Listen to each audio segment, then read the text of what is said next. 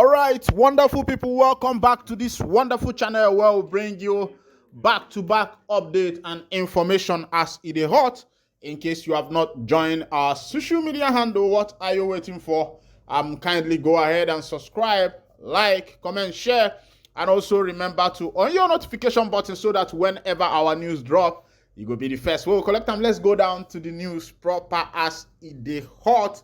Of course, you know that this is your wonderful channel where you go to get all the information as they go. Of course, you know what is happening in Lagos right now, where Igbo people are suffering from the government of Babajide Sanwo-Olu and that of the NIGPG, will be tinubu. As they about 600 and something houses to 740 something houses are mapped out to be demolished in Lagos. Most of these places, community, are occupied by the Igbo people, and this place is more or so known as Igbo community in Lagos. And of course, you know, because the Igbos have domiciled that particular environment, what happens is that most of the House of Reps that are coming from that particular ends are voted by Ndi Igbo. And some people are of this opinion that that is the anger of the Lagos. That is why they are demolishing the house of these people. Even though that the government of Lagos State are saying that they want people who have occupied the pipeline and the rest of them to desist. But I wonder, people like Emenike, the former Super Ego star, said after his house was demolished that he got a proper documentation from the government, and that was why he was able to build his house there. And as it is, the government is confirming from the Minister of Housing and the rest of them that those people who built houses on the areas that were demolished does not have proper documentation. And myself, I am asking, where did Emmanuel Emenike got his own documentation, and why is all this happening to Ndi Igbo in Lagos State? And that brings me back to the issue of freedom and fighting for the Biafra nation and actualizing a home of milk, a land that is flowing with milk and honey, which everybody is supposed to fall into. But the issue is that there is this saying that in these last days, I'm beginning to, look into this saying that says that Igbo enweze. It's quite unfortunate that our ancestors, the ancestors of Ndi Igbo, those who started the Igbo tradition, know the value of kingship.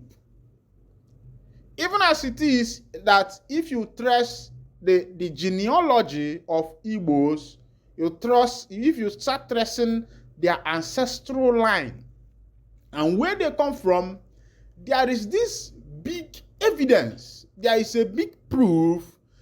There is a big evidence that Ndi Igbo came directly from the Israelites. If you go back to, according to even the history of my own town, it says in AD 80 something, that a man called Eri crossed the Omambala River and came into Anambra State, Omambala, which is known as Anambra State, and he dwelt in Aguleri, and from there he started giving birth to children, the rest of them Igwedo, and so on and so forth, even some part of Onitsha, Igala, and the rest of them, and that is how this man came, and that is how Ndi Igbo became. But as it is, the Israelites themselves know the value of king. If you go back to the book of 2 Samuel, where God got is it 2 Samuel or 1 Samuel, where God got angry with the Israelites because they requested for a king just to be like other nations. It means that they know the value of kingship because they want somebody that can preside over them and rule over them. But in an Igbo today, look at what is happening. Even in the Igbo in Lagos, and I'm having more than 2 or 3 Igbo, which is not supposed to be so. Of course, before in Lagos or maybe in different places, they have sets of Igbo, and people respect that. But ndị Igbo today, greediness have not allowed you people to actualize your dream. The same greediness that led ndị Igbo to sell their brother Mazi Nnamdi Kanu for $100,000. That was it. The what is it called? The Mieti Allah community came out and said they are putting $100,000 bounty on MNK, that whosoever brings him goes home with the money. And it did not take up to 1 month. MNK was fetched. Some people, Krukere, brought him back to Kenya.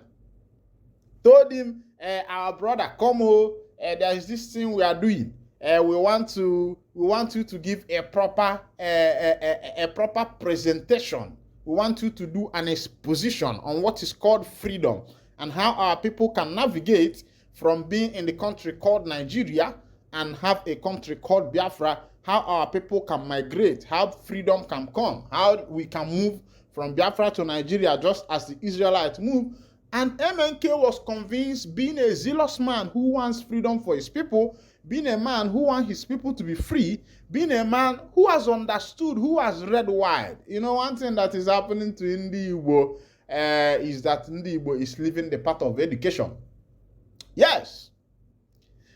Nnamdi Azikiwe, who was one of the pioneers of Nigerian independence. After the independence was gotten, even though he's known as the first president of Nigeria, which was not properly proved, of course, you know that as at that time, Nigeria was practicing what is called parliamentary system of government.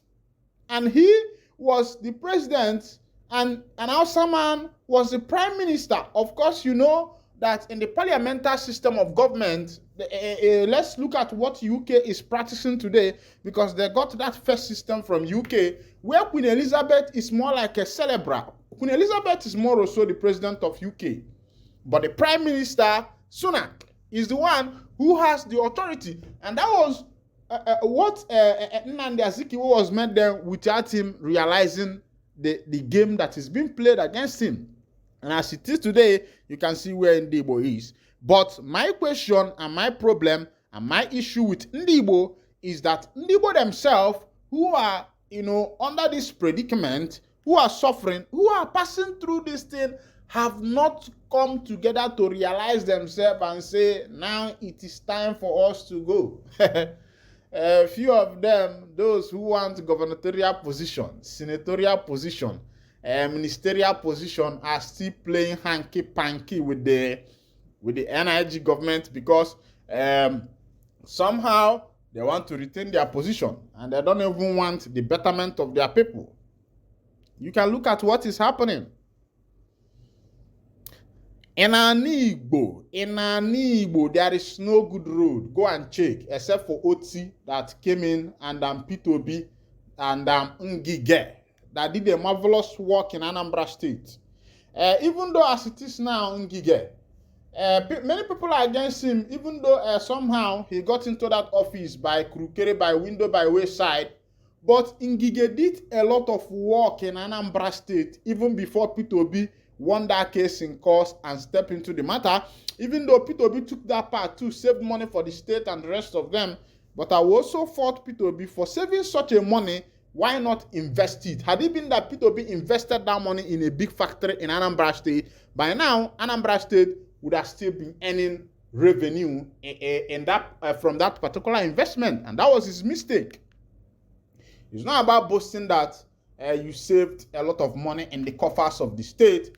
Money that is being saved is just dormant. You either put it into investment for the money to increase or nothing else.